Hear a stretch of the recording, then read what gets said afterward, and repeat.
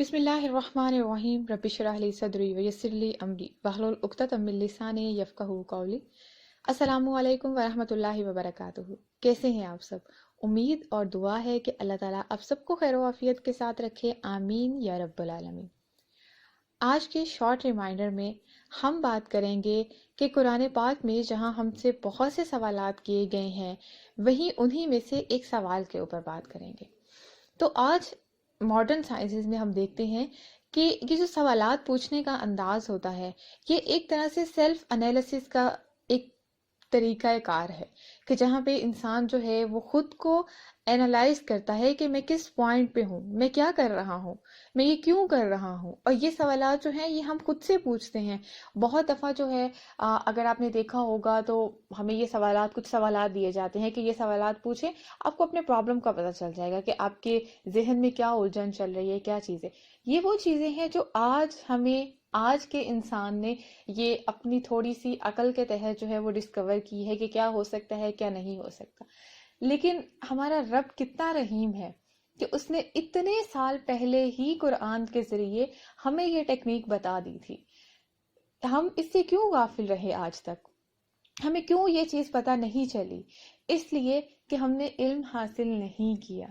اگر ہم علماء کو دیکھتے ہیں تو یہ چیز جو ہے ان کی بہت سی کتب میں ہمیں ملتی ہے۔ تو چلیے ہم سوال کو دیکھتے ہیں کہ کون سا ایسا سوال ہے جس کے بارے میں ہم اتنا بات کر رہے ہیں۔ تو قرآن پاک میں بہت سی جگہوں پہ انسان سے یہ سوال پوچھا گیا ہے کہ کیا تم غور نہیں کرتے؟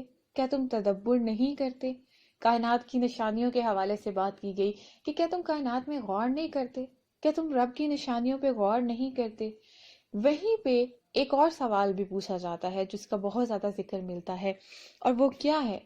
وہ ہے افلا یتدبرون القرآن، کیا تم قرآن میں غور نہیں کرتے؟ کیا تم سوچتے نہیں ہو کہ قرآن میں کیا لکھا ہے؟ تمہارا رب تم سے کیا بات کر رہا ہے؟ تمہارے رب کا کیا پیغام ہے تمہارے لیے؟ تمہارے رب کو کیا چاہیے تم سے؟ کیا ریکوائرڈ ہے؟ کس قسم کی بندگی ریکوائرڈ ہے؟ تو کیا تم غور نہیں کرتے قرآن میں؟ تو یہ ہم سے سوال پوچھا جا رہا ہے، ہم سب سے پوچھا جا رہا ہے۔ یہاں پہ یہ نہیں پوچھا گیا کہ کیا تم قرآن پڑھتے نہیں ہو، یہ نہیں پوچھا گیا یقرؤون، کیا قرآن نہیں پڑھتے، نہ یہ پوچھا گیا ہے کہ تلاوت نہیں کرتے۔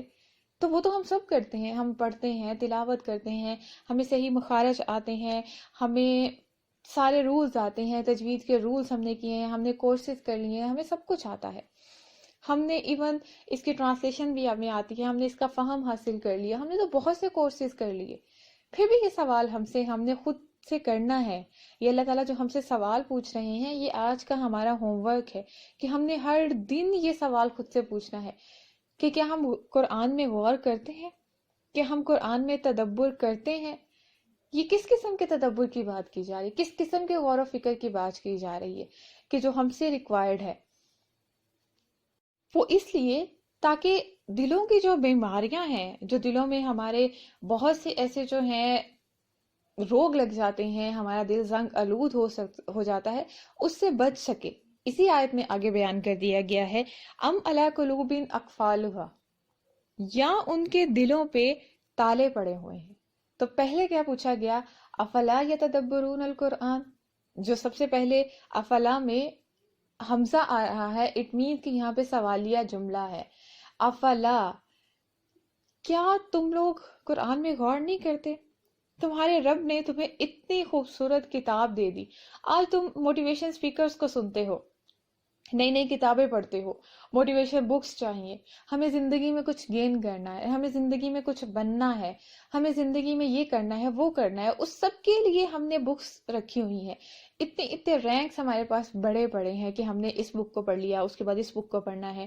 ہر دن ہم ایک نئی کتاب خریدنے کے پیچھے ہوتے ہیں کہ اب میں نے یہ بک پڑھ لی ہے نا، اب میں نے فلاں بک خریدی ہے۔ پہلے سے ہی ہماری لسٹ کے اندر شامل ہو جاتی ہیں کہ اب مجھے فلاں فلاں بک پڑھنی ہے۔ لیکن اللہ نے اتنی خوبصورت کتاب جو ہمارے ہاتھوں میں تھما دی، اس کے ساتھ ہم نے کیا حال کیا ہے؟ اس کو ہم پڑھتے ہیں، رمضان کے رمضان تلاوت کر لی، یا کبھی دل کیا تو تلاوت کر لی، کبھی برکت حاصل کرنی ہے تو پڑھ لیا، یا کبھی شفا حاصل کرنی ہے تو پڑھ لیا۔ تو غور کب کریں گے؟ غور و فکر کا ٹائم کب ملے گا؟ کب پتہ چلے گا کہ قرآن نے ہمیں زندگی کے کیا اصول دیے ہیں؟ وہ کامیابی جو ہم عام دنیاوی رائٹرز کی بکس میں تلاش کرتے ہیں، وہ تو رب کی کتاب میں ہے، وہ تو رب کے اس کلام کے اندر ہے جو ہمیں دیا گیا ہے. تو پھر ہم کہاں دنیا کے پیچھے بھاگ رہے ہیں؟ عام کتابیں ہم ہر دن پڑھتے ہیں، ہر دن رات کو سونے سے پہلے کچھ لوگوں کی عادت ہوتی ہے بک ریڈنگ کی، ویسے کچھ لوگوں کی بہت عادت ہوتی ہے. لیکن اگر قرآن کو دیکھیں تو کتنے کتنے مہینے گزر جاتے ہیں وہیں پڑے ہوئے، کہیں اونچی جگہ پہ رکھتے تاکہ اس کا تقدس جو ہے وہ قائم رہے، اس کی حرمت قائم رہے، اس لیے اونچی جگہ پہ رکھا جاتا ہے. اس اتنی ہم اس کی رسپیکٹ کرتے ہیں کہ اس رسپیکٹ کرنے میں، اس تقدس میں یہ بھول گئے کہ اس کو کھول کے پڑھنا بھی تھا. صرف پڑھنا نہیں تھا بلکہ اس کو سمجھنا بھی تھا، اس کو یہ بھی جاننا تھا کہ ہمارے رب نے ہم سے کیا کہا ہے. وہ ساری چیزیں جو آج ہم تلاش کرتے ہیں کہ دنیا میں اتنا زیادہ فساد ہے، یہ سب کچھ پھیل رہا ہے، ہر شخص کو اپنی پڑی ہے، نفسی نفسی ہے، کوئی کسی کا لحاظ نہیں کر رہا، کوئی کسی کو کسی کا خیال نہیں ہے. تو کیوں ایسا ہو رہا ہے؟ کیونکہ ہم نے رب کے کلام کو چھوڑ دیا ہے. ہم اس پہ تدبر ہی نہیں کرتے، ہم اس پہ غور ہی نہیں کرتے کہ کیا ہے. اگر ہم قرآن کو کھولیں گے، اس کو پڑھیں گے، اس میں سمجھیں گے کہ ہمارے رب نے ہمیں کیا احکامات دیے ہیں، کہاں کہا گیا ہے کہ اگر صلہ رحمی کرنی ہے یا قطع رحمی کرنی ہے، کیسے ہم ان دونوں کو ڈیفائن کریں گے کہ ہم نے کس بات کو فالو کرنا ہے. جب رب کے کلام کو پڑھیں گے، اس کو سمجھیں گے، اپنے دل میں اتاریں گے تو ہی یہ چیز سمجھ آئے گی. ادروائز ہم اس چیز سے فائدہ نہیں اٹھا سکتے. اس کی ایک چھوٹی سی مثال آپ کو دیتی ہوں. ایک چائنیز سینٹینس ہے، بہت چھوٹا سا ہے، بہت آسان سا ہے، کچھ لوگوں کو اس کی ٹرانسلیشن آتی بھی ہوگی. آئی نو کچھ لوگ بہت چائنیز جو ہیں آج کل سیکھ بھی رہے ہیں، ہماری بہت دوستی بھی ہے چائنا سے. تو ایک سینٹینس ہے نی ہاؤ. اوکے، اگر ہم اس کو یاد کر لیتے ہیں، لیٹ سپوز کہ ہم نے اس کو یاد کر لیا، پروناؤنس کیسے کرنا ہے وہ بھی ہمیں پتا چل گیا، سب کچھ پتا چل گیا کہ کس طرح سے بولنا ہے، لیکن کب بولنا ہے یہ نہیں پتا، اس کا میننگ کیا ہے یہ نہیں ہم نے سمجھا. اچھا، اب ہم جا رہے ہیں کہیں رستے میں، ایک ہمیں ہمارا دوست ملتا ہے اور وہ ہم سے کہتا ہے آپ کیسے ہیں؟ ہم کہتے ہیں الحمدللہ میں خیریت سے ہوں. آگے جاتے ہیں، کچھ دور جاتے ہیں، ایک اور دوست ملتا ہے، وہ ہم سے کہتا ہے نی ہاؤ. اب ہم اس کی شکل دیکھ رہے ہیں اس طرح سے کہ یہ ہم سے کیا پوچھ رہا ہے.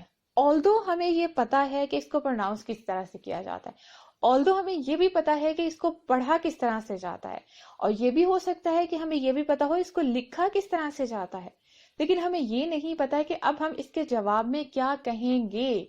تو جب ہمیں یہ نہیں پتا تو کیا ہم اس چیز سے فائدہ لے سکتے ہیں؟ نہیں فائدہ لے سکتے. تو صرف پڑھ لینا، صرف لکھنے کے قابل ہو جانا، صرف صحیح پڑھ لینا جو ہے وہ کافی نہیں ہے. اسی کے ساتھ ساتھ ہمیں اس کو یہ بھی سمجھنا ہے کہ قرآن میں اللہ تعالیٰ نے ہم سے کہا کیا ہے. یہ فرسٹ سٹیپ ہے کہ ہم اس کے میننگز کو انڈرسٹینڈ کریں. اس سے بھی آگے جانا ہے، اس کے اندر جو اتنے ہیرے اللہ نے چھپائے ہیں ان کو ڈگ کر کے نکالنا ہے. کہ یہ جو تدبر ہے، چھوٹی چھوٹی سی آیات ہمیں دکھنے کو لگتی ہیں یہ بہت چھوٹی سی آیات ہیں، لیکن اللہ کا میسیج کیا ہے اس کے اندر، کیا پیغام ہے جو اللہ ہم تک پہنچانا چاہتا ہے. وہ سارے کے سارے قرآن میں جتنے پیغامات دیے گئے ہیں، قرآن میں جتنی احکامات دیے گئے ہیں، وہ سارے کے سارے ہمارے فائدے کے لیے ہے، وہ انسان کے فائدے کے لیے، کسی اور کے فائدے کے لیے نہیں ہے.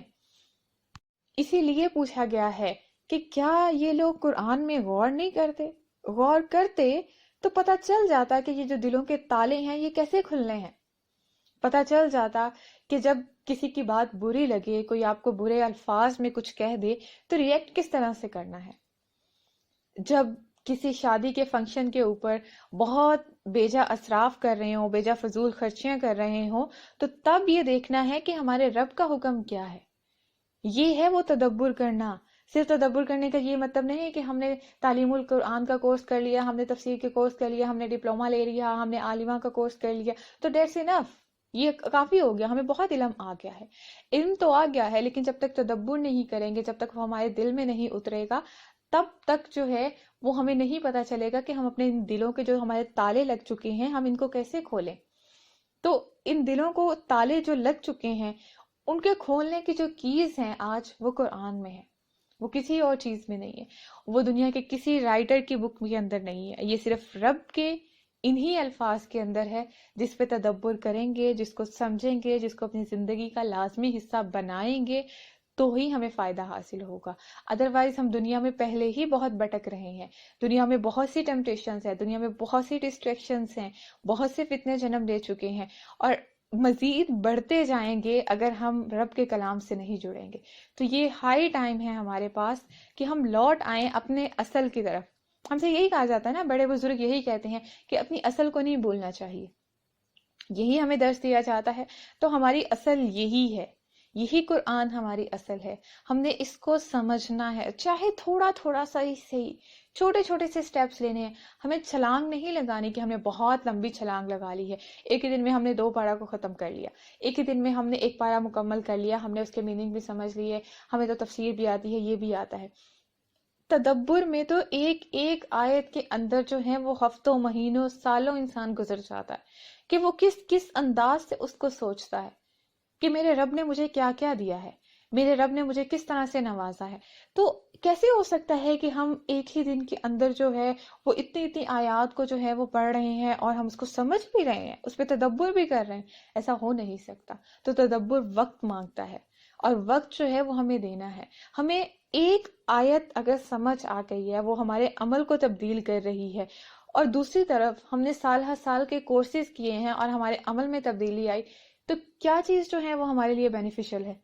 وہ ایک آیت کے اوپر تدبر کرنا یا وہ کورس کرنا؟